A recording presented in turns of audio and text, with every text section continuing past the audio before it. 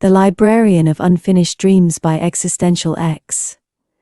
Elara awoke to find herself standing in a vast, impossibly tall room, lined with bookshelves that stretched beyond her vision. The air was thick with the musty scent of old paper and the faint whisper of half-formed thoughts. She reached for a nearby book, its spine unmarked. As her fingers brushed its cover, the shelf beneath it liquefied, books sinking into the suddenly gelatinous surface. Elara jerked her hand back, heart racing. A voice echoed from everywhere and nowhere. "Welcome to the Library of Unfinished Dreams. How may I assist you?" Elara spun around, searching for the source. "Who are you? Where am I?" "I am the Librarian," the voice replied. "And you are everywhere and nowhere. In the space between waking and sleeping, where abandoned dreams come to rest." The floor beneath Elara's feet began to shift, transforming from wood to marble to grass. She stumbled, grasping at a nearby shelf for support. The books whispered as she touched them, fragments of forgotten dreams seeping into her mind. "A child reaching for a star, a lover's kiss," I interrupted. "A funeral for someone not yet dead." "What is this place?" Elara asked, her voice trembling. The librarian's tone was maddeningly calm. "This is where the unfinished dreams of humanity reside. Each book contains a dream abandoned, a story left untold. They yearn for completion, for the dreamer to return." As if on cue, a book flew from a distant shelf, pages fluttering wildly. It hovered before Elara, opened to a half-written page. The words seemed to crawl across the paper, rearranging themselves in a desperate bid for her attention.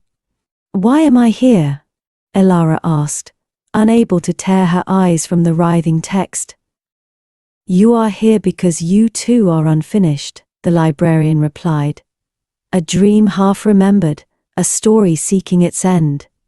Panic gripped Elara's chest. "That's impossible. I'm real. I have a life, memories." "Do you?" The librarian's voice took on an edge of curiosity. "Or are those merely fragments of other dreams, stitched together to give you the illusion of wholeness?" The architecture of the library began to warp around her. Staircases twisted into Mobius strips, doorways opened onto infinite voids, and the bookshelves seemed to breathe with a life of their own. Elara ran, her feet pounding against surfaces that shifted with each step. She passed mirrors that showed reflections of people she almost recognized. Caught glimpses of landscapes that felt achingly familiar, yet impossibly alien.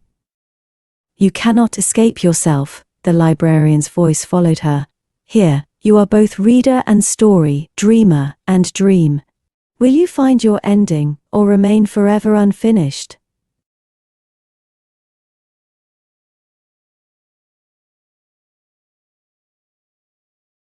Elara's lungs burned as she ran, the library reshaping itself endlessly around her.